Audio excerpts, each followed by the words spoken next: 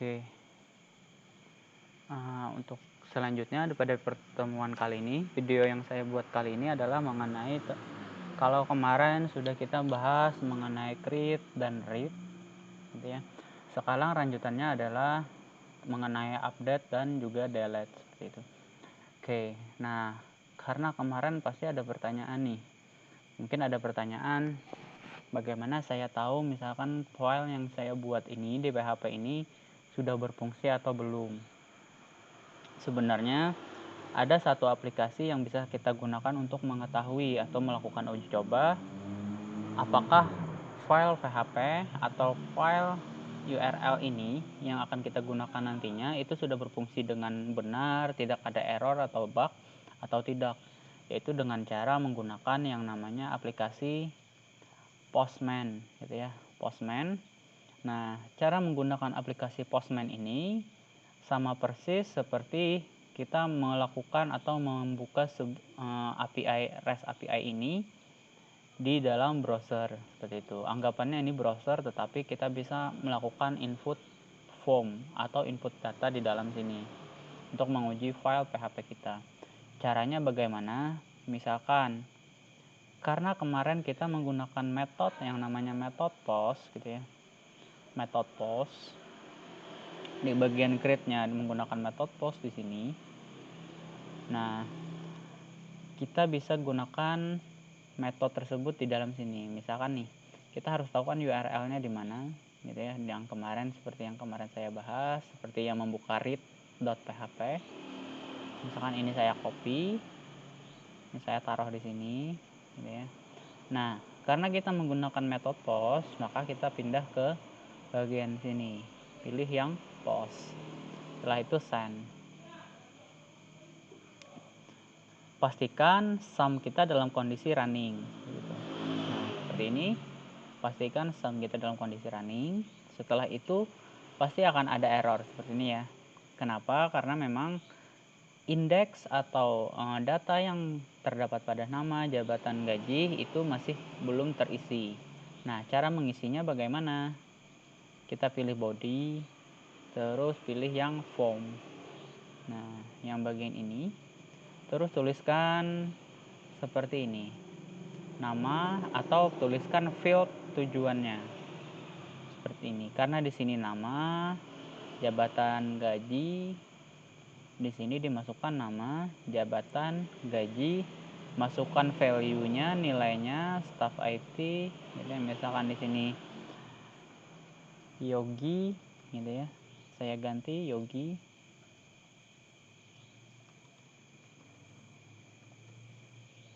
Misalkan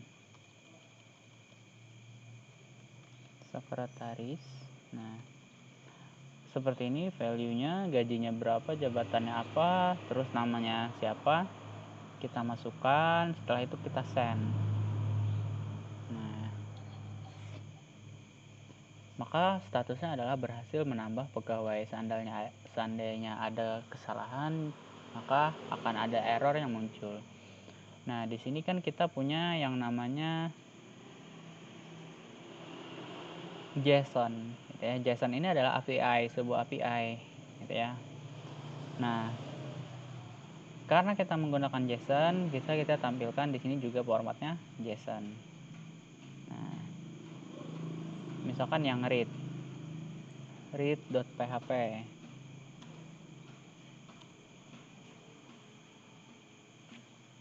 Nah, seperti ini kalau tanpa JSON ya.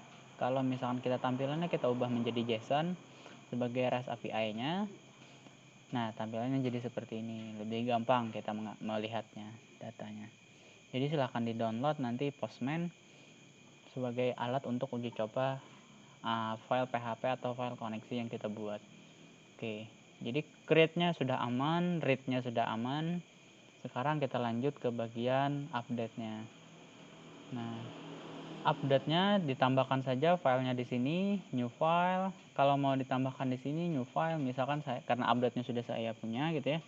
Update data, misalkan. Jangan lupa extension-nya atau formatnya .php, dituliskan .php saja. Setelah itu di enter, maka dia akan langsung muncul.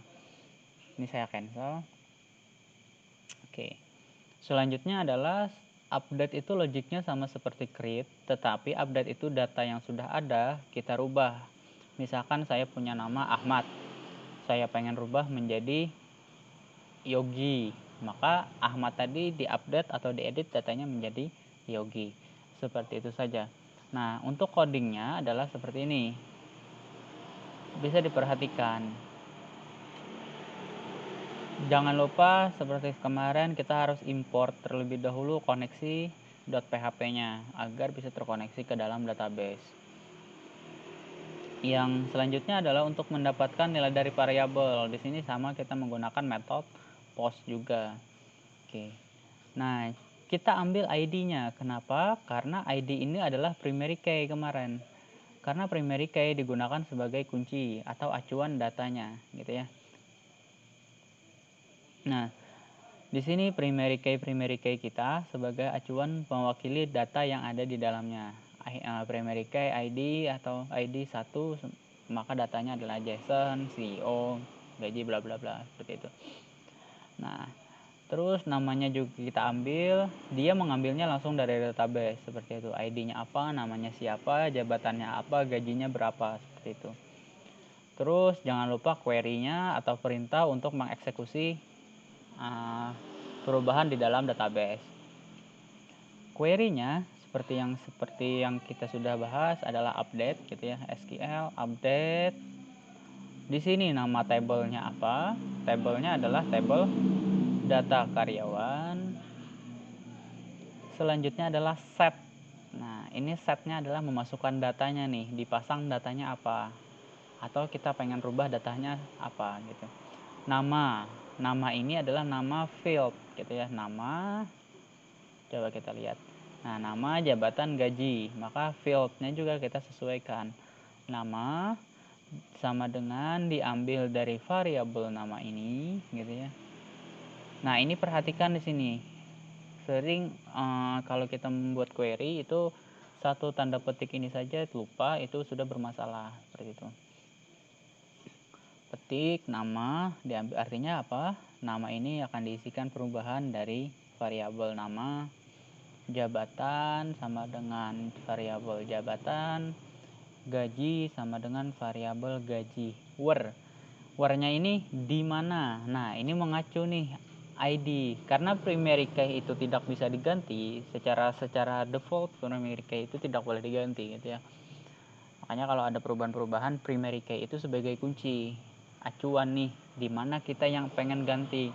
Where ID-nya berapa? Misalkan contoh, saya pengen mengganti nama Yudi. Yudi staff gajinya 5 juta. Nah, Yudi ini kuncinya di mana? Kuncinya 2, maka where-nya harus 2. Jadi data yang kuncinya 2 maka bisa diganti sesuai dengan yang kita isikan di sini. Seperti itu. Where-nya 2 maka diganti apapun perubahannya, dia akan mengacu ke ID-nya berapa. Seperti itu. Kalau ID-nya 3 berarti data yang ID 3 bisa diganti gajinya apa, jabatannya apa gitu ya, namanya apa gitu. Oke. Selanjutnya seperti biasa jangan lupa dieksekusi if MySQL query, koneksi dan SQL query-nya apa. Jika berhasil maka diberi pesan, yang ini pesannya ini bisa kita gunakan nanti di Android seperti itu. Kita bisa ambil pesannya ini dan kita gunakan di bagian toast-nya atau warning-nya kemarin. Jika salah maka gagal seperti itu. Terus jangan lupa MySQL close. Nah, ini silahkan dijeda videonya, terus dibikin codingnya seperti ini, update.php. Nah, selanjutnya adalah bagian delete. Nah, delete di sini karena saya membahas ada satu metode lagi yang biasanya digunakan adalah get, maka saya masukkan di sini get. Ya. Jangan lupa seperti biasa import. Karena kalau ini tidak diimport, maka variabel count tidak bisa dideteksi, gitu ya, tidak bisa dikenali. Untuk delete itu lebih gampang. Delete itu semua data akan langsung terdelete. Tidak bisa kita mendelete hanya satu field, tidak bisa. Jadi kalau misalkan primary key-nya adalah 2, maka yang data di dalam primary key 2 semuanya akan terhapus gitu ya. UD stop 55 juta itu akan terhapus. Jadi semua data yang ada primary key ID-nya atau ID-nya tersebut berapa, maka data tersebut sudah diwakilkan untuk dihapus. Nah, di sini kita mengambilnya menggunakan get gitu ya. Perbedaannya get atau post, kemarin kalau get bisa kita eksekusi di URL, kalau post itu harus dieksekusi melalui form salah satunya perbedaannya gitu. Atau melalui activity. Oke, kalau get itu bisa dieksekusi di activity, juga bisa kita eksekusi lewat URL untuk uji coba. Oke, selanjutnya silahkan dibikin variable ID. Kalau di dalam PHP itu tipe variabelnya tidak dideklarasikan secara gamblang, integer, string, dan lain-lain. Dia bersifat any, ya, bebas.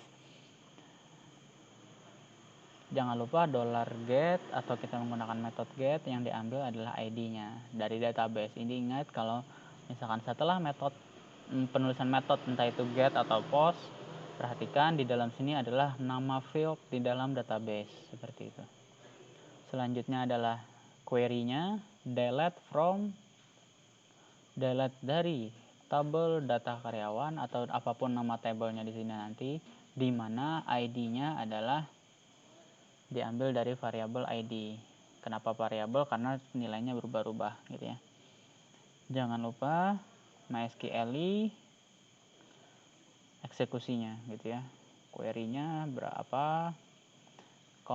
Dan koma. Ini koma SQL query. Jika berhasil maka berhasil menghapus pegawai, jika gagal menghapus pegawai. MySQL close gitu ya. Nah, silakan dijeda, silakan bikin dua file ini terlebih dahulu, update dan delete. Setelah itu, kalau sudah ini gitu ya, kita lakukan uji coba terlebih dahulu. Misalkan nih, saya pengen ganti yang Yogi, sekretaris, oke. Yogi, jangan lupa kita ambil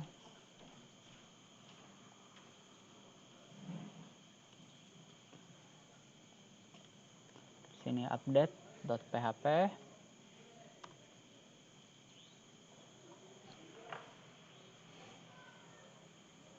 Nah, metodenya menggunakan post, jangan lupa, kita send terlebih dahulu menggunakan post. Nah, seperti ini, dia masih belum mengenali, pasti muncul gagal update data pegawai. Oke, sekarang kita pindah ke body. Ini bisa di copy ID-nya si Yogi adalah 7. Terus namanya misalkan kita tambahkan nih, namanya Yogi Saputra. Kita tambahkan Saputra di belakangnya, edit. Jabatannya misalkan kita rubah menjadi bendahara. Misalkan ya. Gajinya, ingat ini adalah case sensitif. Kenapa? Karena memang ini kan menyesuaikan dengan nama field ya. Jadi tidak bisa kita rubah. Nah, ini huruf besar atau huruf kecilnya. Gajinya kita rubah juga. Nah, yang tadi Yogi saja, sekarang Yogi Saputra, posisinya bendahara, gajinya 6 juta. Oke, kalau sudah kita send. Nah, berhasil update data pegawai. Kalau kita refresh, nah di sini sudah berhasil 7, Yogi Saputra bendahara 6 juta, seperti itu. Nah, berarti posisi update-nya sudah berhasil. Nah, bagaimana kalau kita pengen uji coba mengenai delete? Bisa melalui Postman, bisa melalui browser langsung, agar tahu perbedaannya, seperti itu. Kalau pengen langsung dari browser, itu berarti kita buka file delete-nya.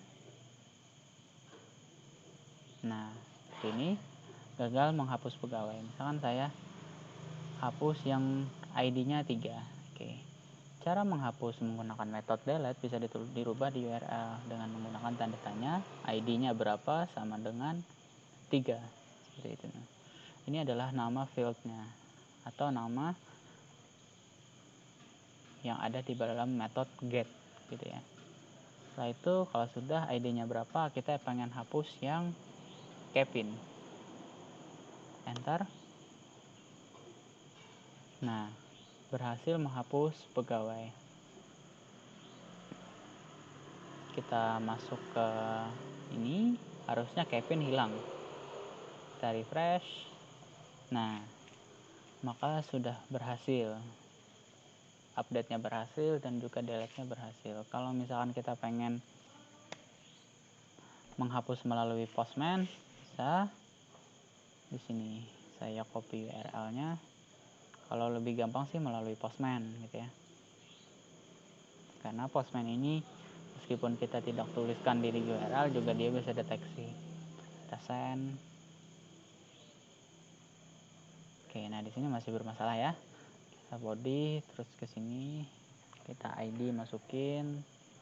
ID-nya yang belum dihapus adalah misalkan 5, saya pengen hapus. Value-nya 5, ID-nya 5. Okay.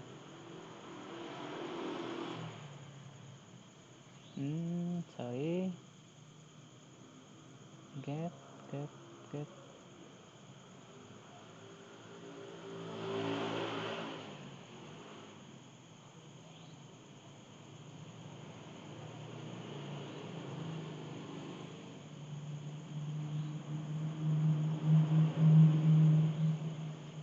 ID.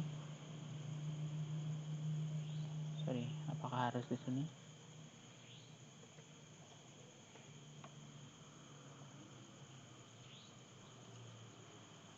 Oh, sorry, ternyata kalau misalkan di get, di sini juga harus dituliskan di URL. Hanya untuk yang bagian post yang bisa menggunakan form. Ini kan form anggapannya atau activity gitu ya. Oke. Nah, sampai di sini sudah kita bentuk adalah bagian dasar mengenai development aplikasi atau membuat sebuah aplikasi yang memang intinya dari sebuah aplikasi hanya ada 4 ini gitu ya, yaitu create, read, update, delete yang nantinya di dalamnya bisa disaring menggunakan if, bisa dipakai menggunakan array, perulangan, aritmatika dan lain-lain gitu ya.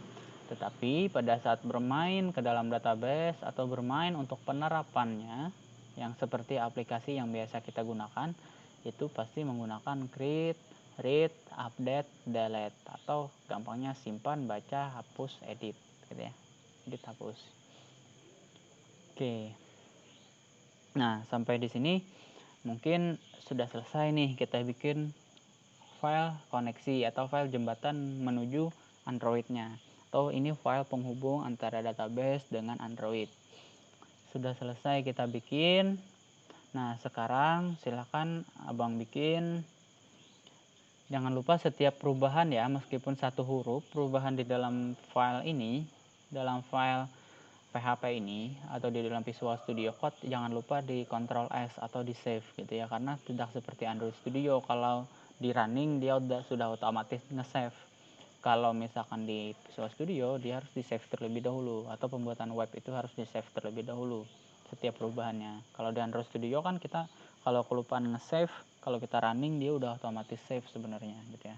Meskipun lebih gampangnya, lebih amannya setiap perubahan juga di save seperti itu. Kalau sudah seperti ini, Postman di close kalau punya saya. Oke, selanjutnya ini juga sudah bisa di close ketika 4 file ini sudah berhasil. Nah, sekarang untuk pertemuan selanjutnya adalah silakan Abang bikin satu project baru gitu ya, satu project baru, satu file Android baru.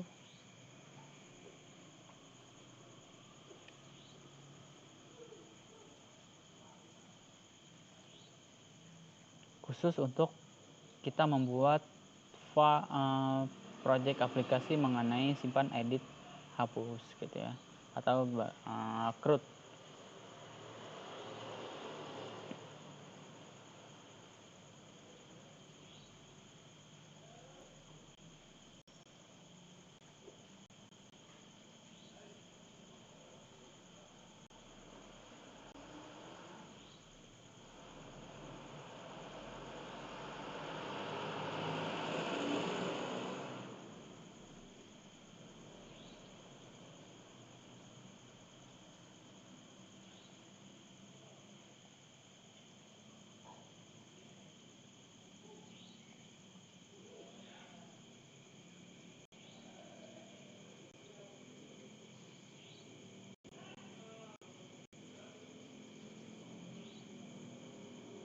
Oke.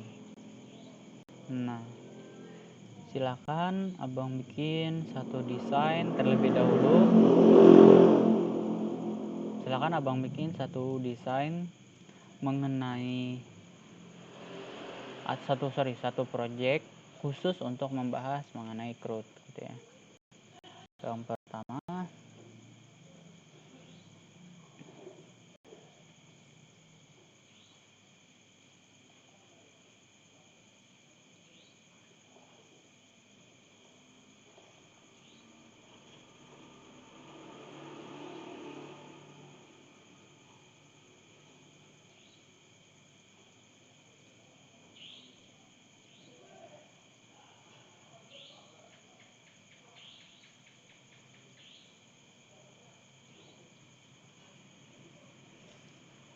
bentar, ini boleh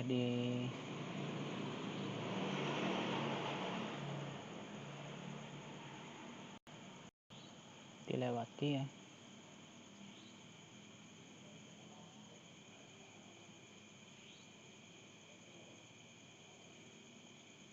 Oke. Nah, silakan dibikin 3 activity ini gitu ya.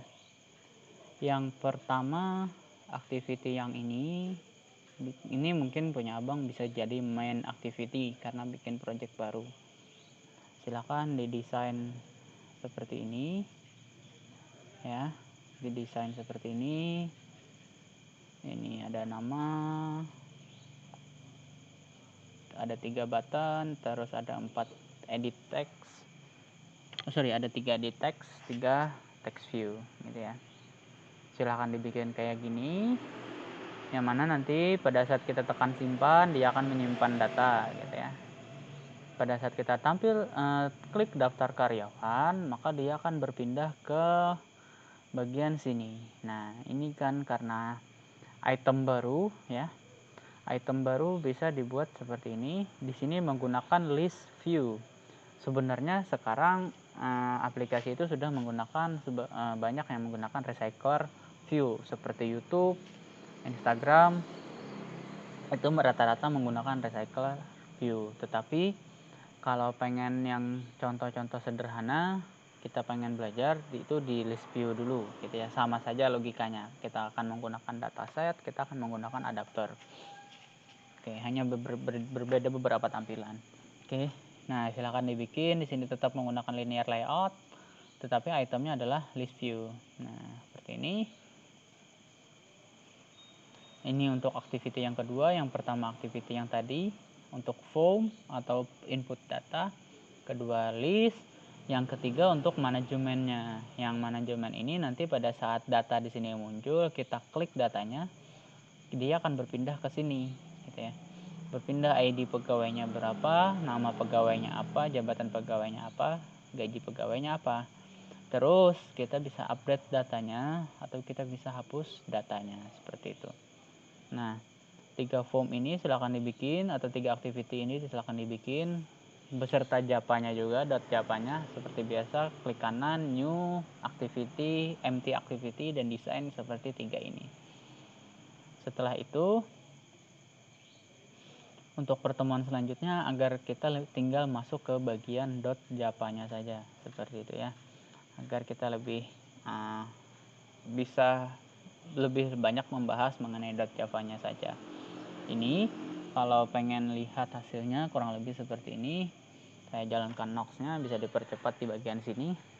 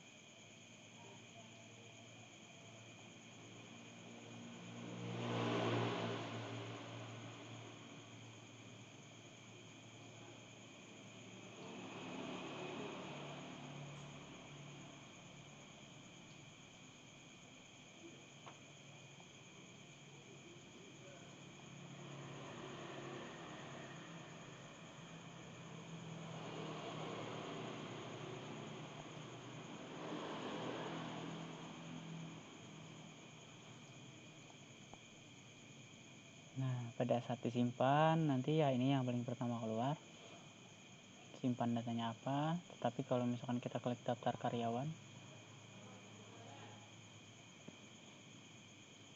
nah dia akan mengambil datanya, terus kita klik.